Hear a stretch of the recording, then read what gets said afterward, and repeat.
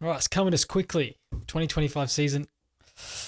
Well, we're already testing. We're mid-test, Sepang now as I speak. And because we are now approaching the season very quickly, it's an earlier start, I think, than usual. Feels like it is. I'm going to rush out a video, shall we? And it has been an off-season where we've had probably some of the most... And look, I think I said this last season, but I think that this off-season, silly season, has been one of the most chaotic. It all kicked off early in the year when Ducati decided they wanted Mark, fair enough, on the factory bike.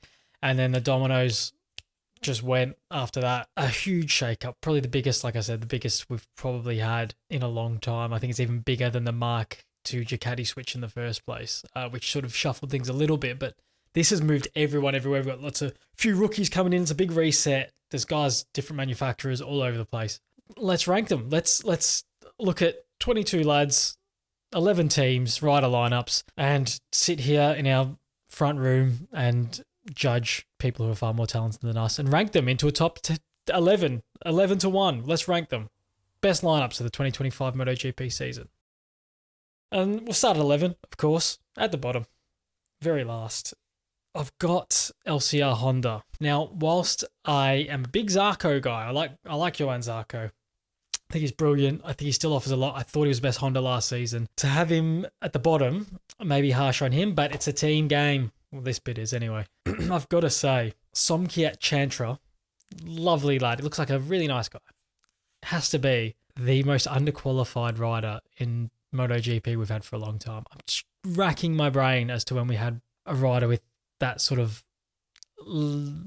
pedigree coming in. All I can think of is Savadori, but again, that was kind of extenuating. They didn't try and get him, you know what I mean? They were trying to get someone else and they ended up with him because no one wanted to ride the bike at the time. But other than that, I mean, all the other rookies that have come in over the years have been top 2 or 3 Moto2 riders. When they come in, they may not have succeeded once they got there, but they had the chutzpah to back it up. Number 10, this I found difficult. I've got Trackhouse. I think Raul Fernandez is good, really good. There is something going on there where I think he maybe isn't reaching those heights and maybe the premature promotion to MotoGP has done that. Ogura is obviously yet to be seen. You've got a rookie on the bike. He's very good. He's what I'm talking about with Chantra, where the guy that comes up is usually got the CV to back it up. Moto2 world champion, of course. I mean, yeah, it's just like, where do you rank Raul Fernandez, I guess? You've got Ogura as the top rookie coming in based on championship position last season. Raul Fernandez struggling to hit the heights. He's either going to kick on this year or this could be it for him. So I've got them, at 10. Now, whether you think that because of Zarco's very good, could you have had them ahead of Trackhouse? No, I just think Chantra's nowhere near where he needs to be for this. So that's why. Number 9, I've got Grassini. It's going to get tough through this midfield section. It's going to get tough. Because, I mean, there's 2 schools of thought here. And I find this with Alex Marquez a lot. Some people really do like Alex Marquez in terms of his quality. I've never really been there. I've never really seen it myself. It could be harsh. It's just, I'm not an Alex Marquez guy. I don't know. So that's why I've got them there. And then obviously with Fermin Aldeguer's the second best rookie coming in. Although I think there's big potential with him on a Ducati. I think he could really surprise a few people, especially after last season. He didn't look that good. So I think maybe just a bit of a reset for him, away from the chaos of expecting to be Moto2 world champion and then blowing it. Away from that, fresh start on a Ducati in MotoGP. I think he could be really good. And then if you rate Alex Marquez, these should be a lot higher, I guess. But for me, I've never been an Alex Marquez guy. I don't know what it is. I've just never seen. I know he's had the odd good result, and he does pretty consistent. Had a season there where he was pretty consistently running in good positions, but there's no spark there. There's no lightning. At number 8, I've got the VR46 lineup of Digi, the factory rider now, Digi on a factory, a latest 25 spec Ducati, and they've got Franco Morbidelli, who I've always liked Frankie, but I think. But, are you judging these guys when you do these lists at their best, or are you judging them as where they are right now? While there was big improvement from Morbidelli, I thought, last season going to Ducati. He was obviously a mile off Martin, but, most of them were. But it's just, does he build on that this season? I think he does take a step. But yeah, again, why they're ahead of Grassini? I mean, I think I like Digi more than Marquez a little bit.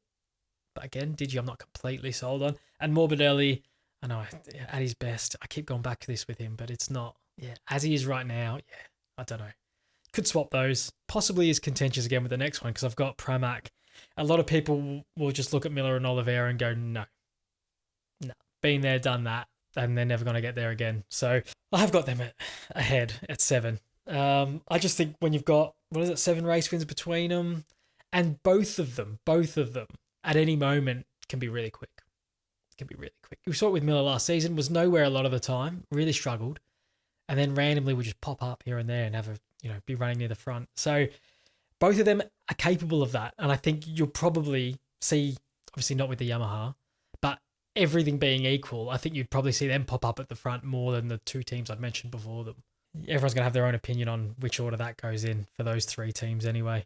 And also, look, if it rains, Yamaha could have a double podium on their hands with those 2. In that sense, are they more likely in that kind of a scenario to get you something on what could be or could not be a poor machine? And as 2 old heads in the situation they're in with Yamaha, I think this is valuable to have riders like that, at least for a season. And we got up to number 6. And it's our first factory lineup.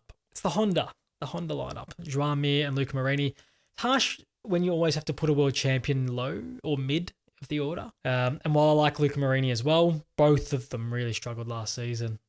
Really struggled. Especially Luca for pace. And Mir obviously has just had his issues since he went to Honda with actually keeping the bike upright. So there's not a lot of promise going forward with these 2. It's almost like they've had their best years and maybe we won't get there again unless the Honda delivers them something akin to, what Mir had at Suzuki, something really rideable that he could be consistent on and he was confident on. But yeah, I've got them at 6. Mir's World Championship probably almost promotes them a little bit here with, it's one of those things.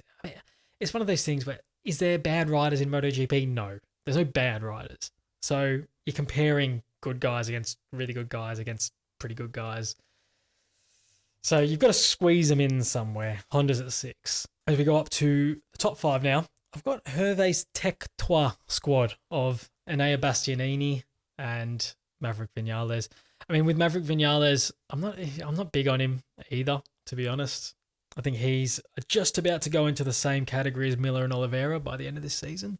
Where it's like, do they get another go round or should they just go to World Superbikes or something like that? I think he's about there. But even last season, he just showed that he can still win a race. He's always had that. And then Bastianini, you still have to consider probably going into the peak years of his age range or in it is a genuine race-winning threat. Look, next up is the other KTM team. It's the KTM factory team of Pedro Acosta and Brad Binder. I can see how you could almost argue the Tech 3 squad above the KTM squad. Could you? I'll ask that question. I've not done it, but could you with Bastianini being a top rider, I would say, and Vinales still a recent race winner, versus Brad Binder, who we know at his best is very, very good and consistent, very fast. Can win races, although we've not really seen that in MotoGP, but we know he's a race winner from his previous categories, in terms of straight out fight, dry day kind of thing. And I still think he's very, very good. Pedro Acosta is all on the potential of when's it going to happen? When's this kid going to explode and become the superstar of MotoGP? And I've preferred that rather than I think Pedro Acosta's going to be incredible this season. Top 3 now. Top 3. At number 3.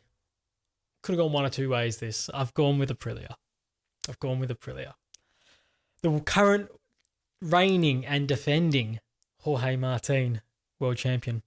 And Marco Bezzecchi, who's 3rd in the world championship a season or so ago. Again, one season of struggling. You're not going to write him off. You don't have issues with the feel of with that spec of Ducati combined with the tyres and something didn't work for him. I think there's going to be a big turnaround for him this season, back to his best, personally.